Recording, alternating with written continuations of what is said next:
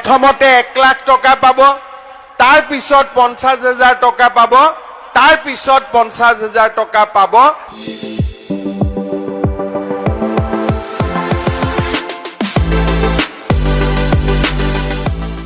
দুই লাখ টকাৰ ওপৰত যদি বেংকৰ পৰা কিবা বেছিকৈ আনিব পাৰে আমাৰ আপত্তি নাই, কিন্তু আমি বেংকৰ লগত কথা নপতাকৈ ডাইৰেক্টলি 2 লাখ ল'ৰা ছোৱালীৰ বেংক একাউণ্টত আমি এই টকা দিম, যাতে সকলোৱে কিবা নহয় কিবা ব্যৱসায় কৰি থাকিব পাৰে। মই কিয় ৰেচন কাৰ্ডখিনি বনাব কৈছো, ৰেচন কাৰ্ডত আমি বিনামূলীয়া চাউল দিওঁ, কিন্তু এইবাৰ আমি নতুনকৈ সিদ্ধান্ত লৈছো 10 মেৰ পিছত যিসকলৰ ৰেচন কাৰ্ড থাকিব তেওঁলোকে হস্পিটালত গলে বছৰি 5 লাখ টকালৈকে বিনামূলীয়া চিকিৎসা পাব। কোনেও খৰচ কৰিব নালাগে।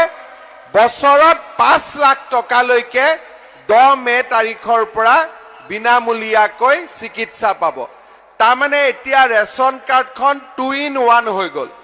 মাহত চাউলো পাম আৰু বেমাৰ আজাৰ হলে বেমাৰ আজাৰৰ কাৰণে আমি সুবিধাও পাম। তাৰ লগত আৰু এটা এইবাৰ আমি কি কৰিব খুজিছো, আমাৰ গাঁৱত আৰু টাউনত বহুত মহিলা আত্মসহায়ক গ্ৰুপ আছে। ইয়াত আছে নে নাই? আত্মসহায়ক গ্ৰুপ আছে নে নাই? হাত ডাঙক। ইছ ভগৱান, চবে আছে। তহঁতিও আছ বাবা। আত্মসহায়ক গোট মহিলাক দে, তহঁতি ফুটবল টিম খুল। বুজি পালি না? হয়নে নহয়? এতিয়া আজি ইমান দিনে আমি গ্ৰুপত টকা দিছিলো, হয়নে?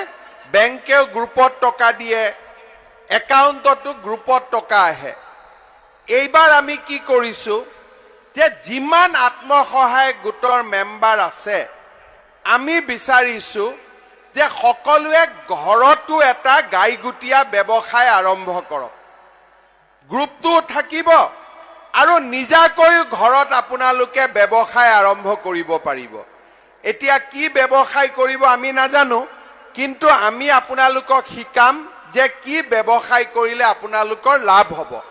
এইবাৰ আমি গ্ৰুপৰ একাউণ্টৰ লগে লগে ব্যক্তিগত একাউণ্ট খুলিম। প্ৰথমতে আমি আপোনালোকক ব্যক্তিগত একাউণ্টত 1000 টকা দিম প্ৰশিক্ষণৰ কাৰণে। তাৰ পিছত গ্ৰুপৰ সকলো মেম্বাৰৰ বেংক একাউণ্টত গাইগুটীয়া কৰি আমি 10,000 টকাকৈ আপোনালোকৰ বেংক একাউণ্টত আমি সোমাই দিম। বুজি পালে নে নাই? তাৰমানে 10 জনী সদস্য থাকে, 1 লাখ টকা যাব, কিন্তু গ্ৰুপৰ একাউণ্টত নাযাব, ব্যক্তিগত একাউণ্টত যাব। ঘৰে ঘৰে আপোনালোকৰ 10,000 টকাকৈ যাব। ইয়াৰ ফলত আপোনালোকে ঘৰত মহিলাসকলে নিজাকৈ এটা ব্যৱসায় কৰিব পাৰিব আৰু গ্ৰুপৰ কামো আপোনালোকে কৰি থাকিব পাৰিব। আজি আমাৰ অসমত 3 লাখ আত্মসহায়ক গ্ৰুপ আছে। প্ৰত্যেক গ্ৰুপতে 10 গৰাকীকৈ মহিলা আছে। তাৰমানে 30 লাখ মহিলা, আৰু 30 লাখ মহিলাক 10,000কৈ টকা দিলে আমি 3,000 কোটি টকা আমাৰ মহিলাসকলক আমি দিব লাগিব। এই বছৰ আমি মাইক্ৰ ফাইনেন্সৰ পুৰণা লোনবিলাকো ঘূৰাই দিম আৰু আপোনালোকক NOC চাৰ্টিফিকেট আপোনালোকৰ ঘৰে ঘৰে আমি বিতৰণ কৰাৰ ব্যৱস্থা কৰিম। ইয়াৰ লগে লগে এইবাৰ আমাৰ চৰকাৰে কি সিদ্ধান্ত লৈছে যে 1 লাখ চৰকাৰী চাকৰিটো আমি দিমেই, তাৰ উপৰিও আমাৰ 2 লাখ ডেকা ল'ৰাক এইবাৰ আমি বেংকৰ পৰা গ্যাৰেণ্টি নোহোৱা কৰি 2 লাখ টকাকৈ আমি সহায় কৰিব খুজিছো, যাতে তেওঁলোকে নিজাকৈ ব্যৱসায় বাণিজ্য কৰিব পাৰে।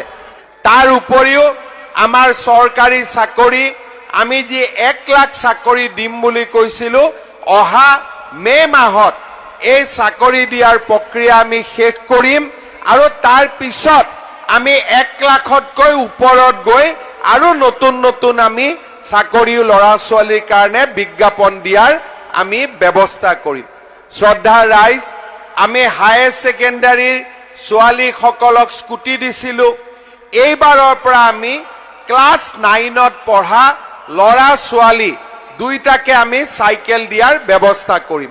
আমাৰ বিনামূলীয়া বহুত কেইখন ছাত্ৰ ছাত্ৰীৰ কাৰণে আমি আঁচনি কৰিছো। হোষ্টেলত থাকিলে হোষ্টেলৰ মেছ ডিউজৰ সহায়, কিতাপ কিনাৰ কাৰণে হায়াৰ ছেকেণ্ডেৰীৰ পৰা ডিগ্ৰী ল'ৰা ছোৱালীক আমি পইচা দিছো। আৰু যেতিয়া ছোৱালীসকল পোষ্ট গ্ৰেজুৱেটত পঢ়ে তেওঁলোকক আমি মাহত 1000কৈ টকা দিছো যাতে কলেজৰ পৰা ঘৰত অহা যোৱা কৰিব পাৰে।